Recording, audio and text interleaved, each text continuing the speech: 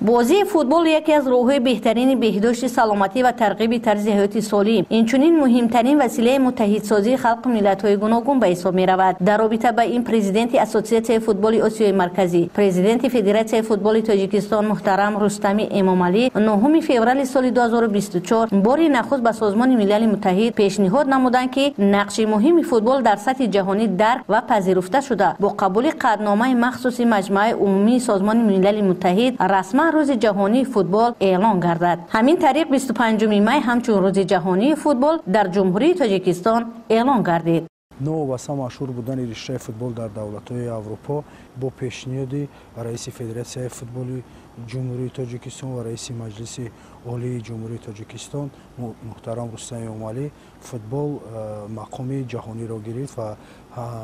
همه ساله در تمام جهان 25 می همچون روز فوتبال جشن گرفته می شود. جهت در سطح بلند جشن گرفتن این روز جهانی فوتبال نقشه چاره‌بینی ها را بخش کار با جهانش منطقه کلوب ترتیب داده و برای در سطح بلند استقبال گرفتن این روز جهانی را که از جانب تاجیکستان دستگیری یافته است کاربری نموده ایستاده. مجمع عمومی سازمان ملل متحد قطعنامه را عاید به اعلان نمودن روز جهانی فوتبال که بجز از تاجیکستان دو دولت دیگر از جمله بحرین و لیبیا نیز آن را دستگیری کردند قبول نمود. همین طریق جامعه جهانی تشبث پرزیدنت اسوسیاسیون فوتبال آسیای مرکزی پرزیدنت فدراسیون فوتبال تاجیکستان محترم رستمی امامعلی را درباره روز جهانی فوتبال اعلان نمودن 25 می یکدلانه پذیرفتند. در دایره روز جهانی فوتبال در شهر کلوب ولایت ختلان نیز قطار همایش چاره‌بینی ها راهپیمایی آسایشته و فستیوال مسابقه های ورزشی مرحله به مرحله برگزار گردیده ایستادند. جهت عمومی گرداندن فوتبال بین نورسان جهان و عموما شهروندان تاجیکستان نقش چاره‌بینی کمیته کار با جهان و شناسی حکومت جمهوری تاجیکستان و اینچنین مقامات اجرایی حکومت دولتی ولایت ختلان مسابقه های فوتبال بین نورسان جوانان با اصول دهه به دهه در تمام شهر نویا رفته ایستاده است و منتظم ما نیز در این چاره‌بینی ها اشتراک نموده و به غالبان و جایزه‌داران مسابقه ها از طرف بخش و از طرف ریاست جوانان ولایت ختلان تحفه های خاطره‌ای سپرده می شود که این هم برای جلب نورسان جوانان به رشته ورزش مساعدت می نماید.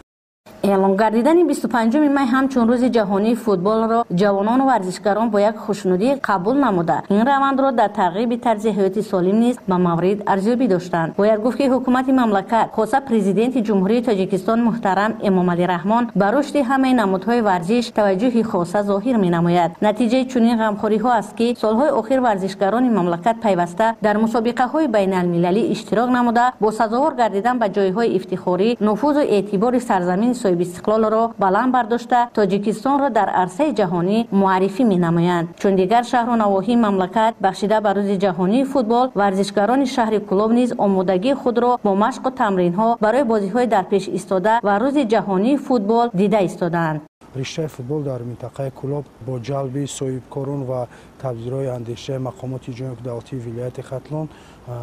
جهت ساختمان اینفراستراکچور ورزش و بر اساس نمود فوتبال میدانچه‌های ورزشی در تمام شهر نویا ساخته و استفاده داده شد که تنها در سال 2024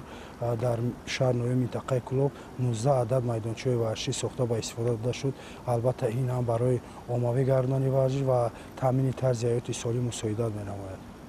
ابراز گردید که در حوزه تجلیل روز جهانی فوتبال که من بعد همساله 25 می در سرتاسر جهان تجلیل می‌گردد به این وسیله بهر عمومی گردانیدن ورزش میان ساکنان کشور از جانب مسئولین فدراسیون فوتبال تاجیکستان مسابقه ها به طور گسترده به راه مانده می‌شوند. برگزاری فستیوال و بازی‌های ورزشی باشد برای تأسیس گروه‌های نوی فوتبال کودکانه در نزد مکتب‌های ورزشی زمینه مساعد فراهم آورده با برگزاری بازی‌های گوناگون این قشر جامعه به طرز حیات سالم جلب کرده می شوند.